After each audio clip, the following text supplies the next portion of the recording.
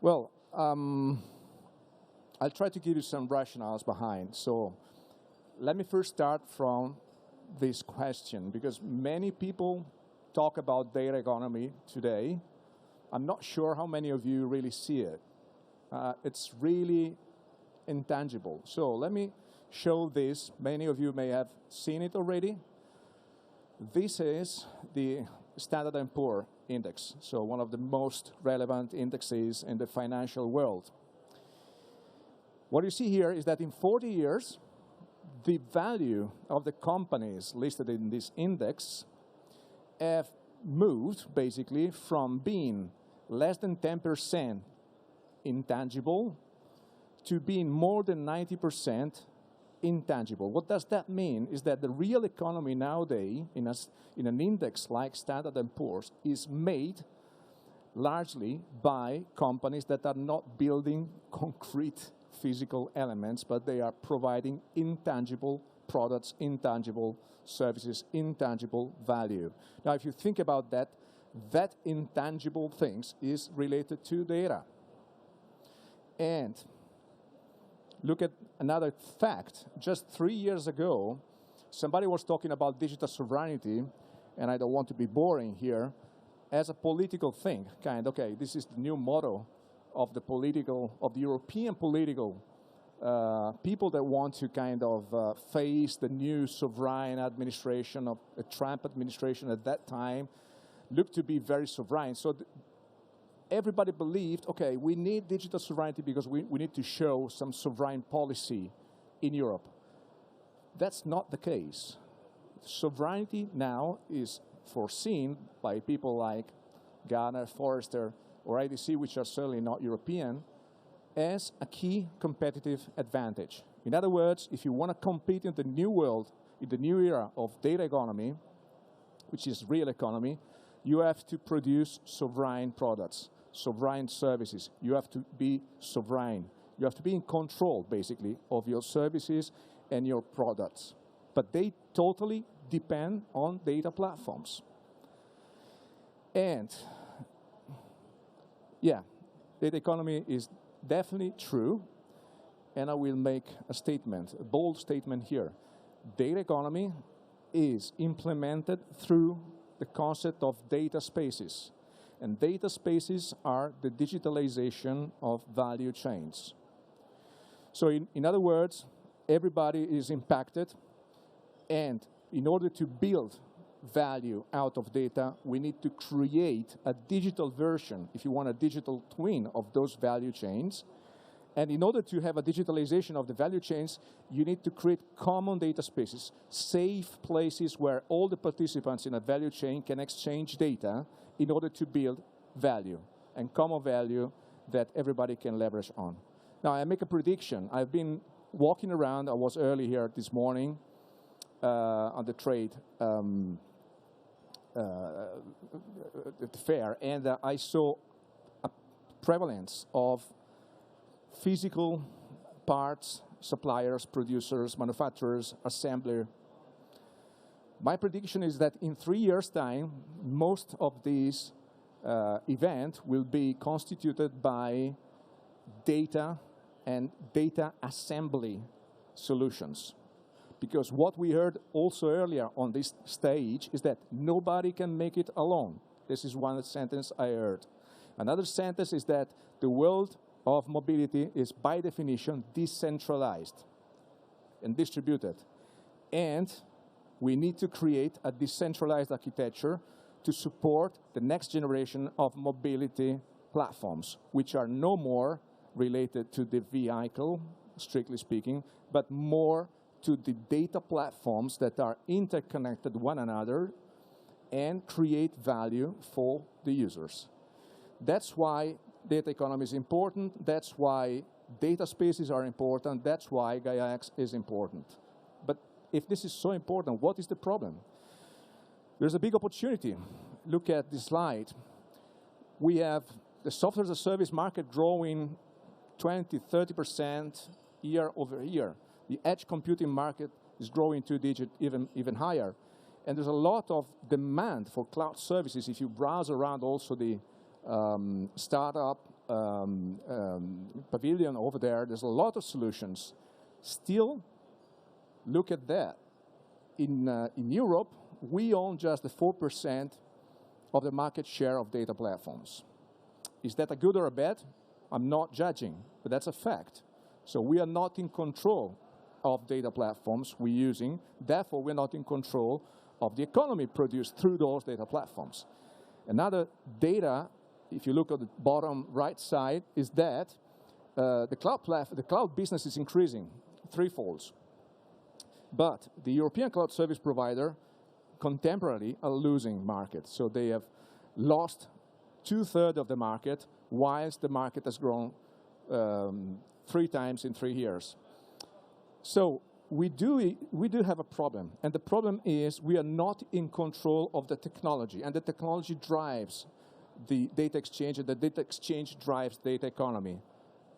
On car, on smart mobility, on anything.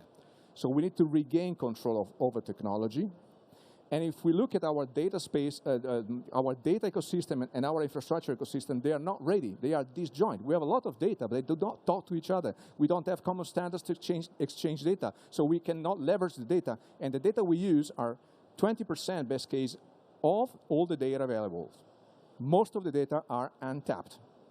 The infrastructures as well. We have on-premises, private, hybrid, public cloud, but most of the data are not on those infrastructures, and those infrastructures do not talk to each other. They are not interoperable. So without interoperability, how can we have a world of distributed mobility? Just to name one sector. It's impossible. So what GAIA-X does is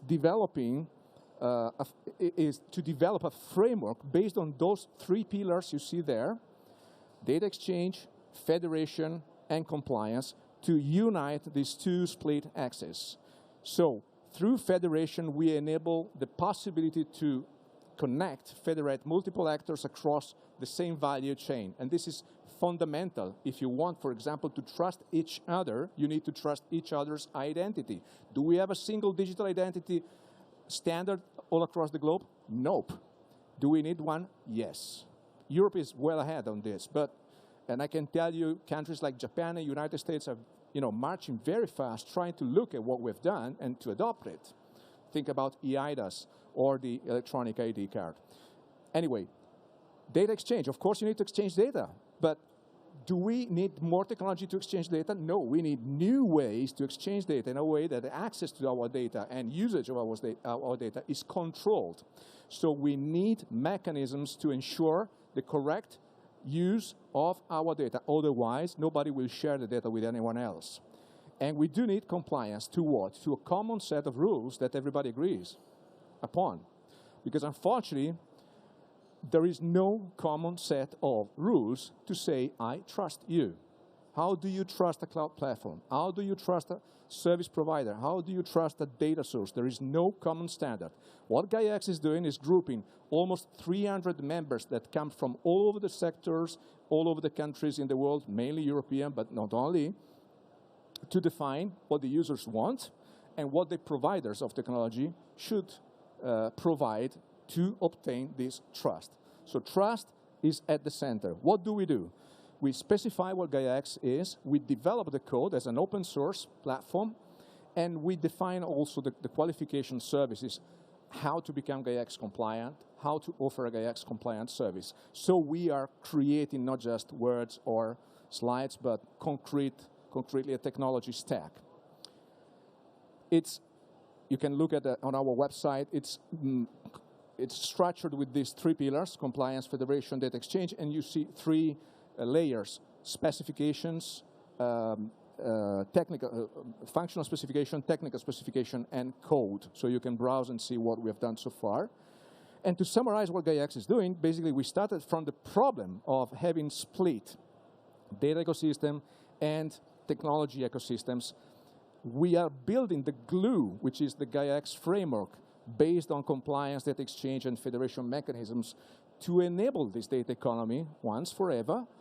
And we are now, as we speak, by the end of this year, going to make it available through a network of services that we call the GAIA-X Digital Clearinghouse, which basically are nodes of execution of the compliance services of GAIA-X. So anyone, even without knowing all the complexity behind what I'm summarizing here, will be able to go and be certified, will be able to go and publish their services into the public catalog of GAIA-X services, and everybody will be able to see GAIA-X real. So we are in the phase now of market adoption, and this is another example. We have already 11 Lighthouse projects, and we have more than 100 projects. The Lighthouse projects, as you can imagine, are bigger impact. And you recognize GAIA-X for future mobility as one of the mobility. Also, the mobility data space is a German Lighthouse project related to mobility. And I invite all of you to go and look at MoveID, which is part of GAIA-X for future mobility. They have a stand here, so you can see from them what they do. These projects are not funded projects. This is not Horizon-funded project. This is not research and innovation projects. These are projects run by members of the association and even non-members putting their own money to digitize their value chain and build value on top. You can imagine Catena-X is the most known because it embodies BMW, Volkswagen, and Daimler, big ones, but not only, Bosch, Siemens, and many other players. And they decided they need to exchange data all across them. This never happened in the past. Look at that. So competitors decide to exchange data. Why? Because they realize they cannot survive in a world of distributed mobility. They cannot demonstrate their ESG impact being self-referential. The only way to demonstrate your impact in sustainability is to collect the data throughout the value chain. Otherwise, you won't be credible. So things are changing in all the sectors. You see agriculture, mobility, tourism, manufacturing, et cetera, et cetera. By the way, what we're doing is totally in line with the European data strategy, which on one side asks for the creation of a common market of data. So common data spaces, common industrial data spaces, because the European Union recognized already years ago the need to move into data economy because this is the future of our economy. On the other side, to do that, we need to create a continuum between central cloud and edge computing. All we talk about here is data platform that will be running on a bicycle, on a scooter, on a car. They are edge computing nodes. How do they connect with the distributed services that will constitute the fabric of this future mobility ecosystem? So GAIA-X is supporting the strategy, promoting projects, and developing this framework for enabling data spaces. We started, well, actually, I started in 2021, and this is a little bit of growth. We started with one summit, and now we have a market conference dedicated to projects only. We have a technical conference dedicated to GIGS and to understand all the technology behind it, and we have a summit planned in Spain in November. We have 300 plus members, 380 members already. We have 11 Lighthouse projects, 21 international hubs, 16 vertical working groups working on specific use cases, and a demo catalog already containing almost 2,000 services ready to be published by the end of this year. So this is becoming tangible. And to conclude, what I wanted to say is that I believe GAIA-X is a kind of European Union for data economy, being private, so totally driven by the needs of our members, which are private companies or academic or a non-for-profit organization, implementing what Europe wants and making it pragmatic and concrete.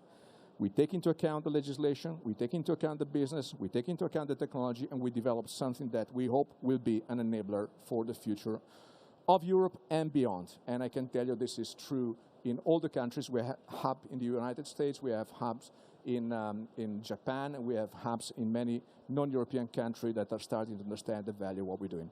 With that said, I think we have a few minutes left, and I don't know if any questions. I'm available.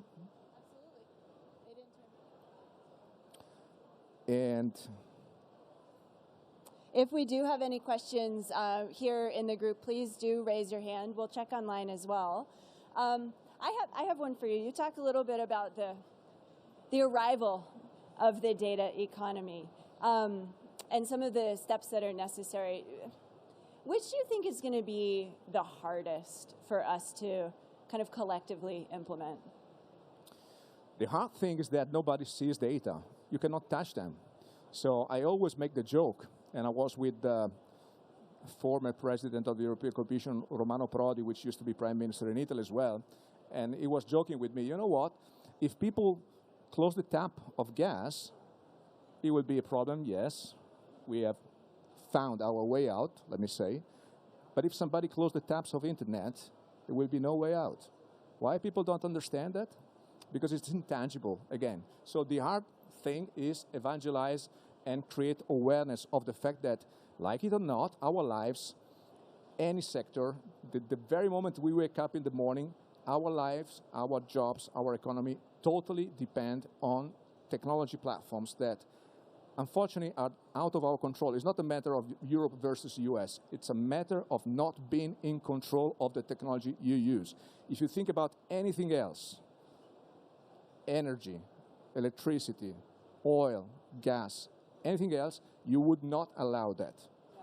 And that's unfortunately what the problem is. The situation at hand. Yeah, I appreciate that thought. And thank you for your time here on stage. Oh, please, one moment. We have 3 minutes left. Please go ahead. Thank you. The GAIA-X model is competing with the business model of GAFA. So Google, Amazon, and so on. However, these are also members in your association. Don't these members delay the development of a European cloud, delaying in the sense of watering down any framework, any regulation? What is your answer? It's a very common question I get. Thank you. The short answer is no, but I explain you why. First of all, why those companies are members of GAIA-X? For a simple reason. They understood that GAIA-X, maybe we were first, but we were front runners in facing the problem and trying to develop a solution. Everybody talks about digital sovereignty. What is digital sovereignty? We give a simple translation: transparency, controllability, and interoperability of services. We were first doing that, and we were first defining a set of rules and also implementing a technology framework to verify them. Because you can have as many rules you want, but if you don't verify, if you're not capable to verify them, you don't get trust. So I think the GAFAMs, as you call them, they are extremely smart companies. So they understood that there is no more the possibility to be self-referential, like trust me because I am Google, or trust me because I am Amazon or Microsoft. It doesn't work. You have to trust me because I belong to an ecosystem where most of my clients, most of the suppliers in my sector believe and comply to. And instead of reinventing each one their own, they decided to contribute. Now, to the second point, it's true, the business model is different, but the business model of those large players was the captive model, so the lock-in, so-called. I want to capture as much of the market as I want, and I don't want to let anybody else in. It's a smart commercial model, but it doesn't work anymore when technology becomes vital, like electricity, water, and gas. Unfortunately, it's not applicable anymore. So I think it's not a change in the business model, and we are not against. All of those companies inside their strategy have a sovereign cloud plan. Each of them, they realize this is paramount.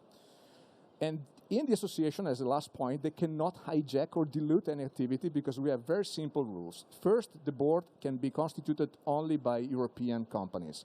Second, any working group can be made of a maximum of one member for each company. So you can be Microsoft or Huawei, but you can only put one person. Likewise, my startup.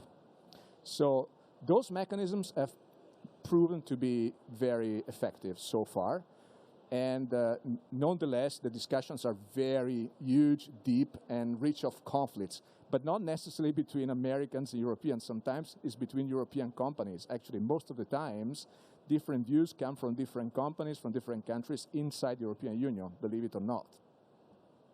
That was a fantastic question. I learned something even just now. I want to thank you again for your talk here with us. We have a few minutes now. We're going to take a quick break just to let folks that are planning to join us for the next sessions this afternoon. We're actually a few minutes early, so I hope you'll stick around in case folks have other questions as well. Let us grab the next panel, and we will be back at 3:25.